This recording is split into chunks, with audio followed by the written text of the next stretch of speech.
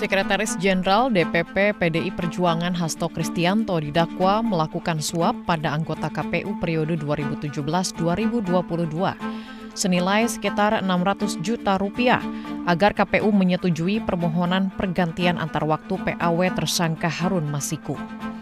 Hasto juga didakwa menghalangi penyidikan perkara korupsi pada rentang waktu 2019-2024 yang menyeret Harun Masiku sebagai tersangka.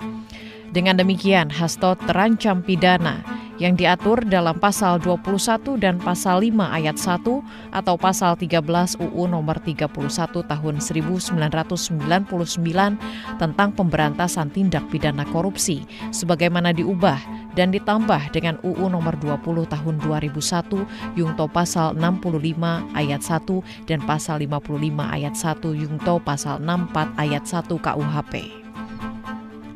Usai persidangan di Pengadilan Tindak Pidana Korupsi Tipikor Jakarta Jumat 14 Maret, Hasto Kristianto mengatakan dirinya meyakini bahwa dakwaan tersebut merupakan kriminalisasi hukum.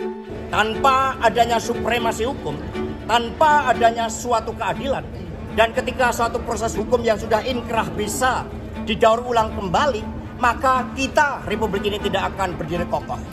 Jangankan untuk membangun, menghadirkan investor, ketika tidak ada supremasi hukum, semuanya akan menjadi sia-sia.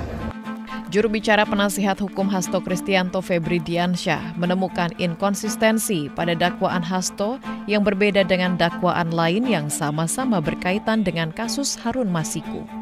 Dalam dakwaan untuk Wahyu Setiawan disebutkan bahwa dana suap berasal dari Harun Masiku, tapi pada dakwaan untuk Hasto, dana berasal dari Hasto Kristianto. Bagaimana mungkin KPK yang sama, lembaga yang sama membuat dua dakwaan dengan fakta uraian yang bertolak belakang? Apakah sedemikian rupa mengubah dakwaan hanya untuk menjerat Hasto Kristianto? Tentu itu yang menjadi pertanyaan kami. Karena ini kan satu perkara secara keseluruhan.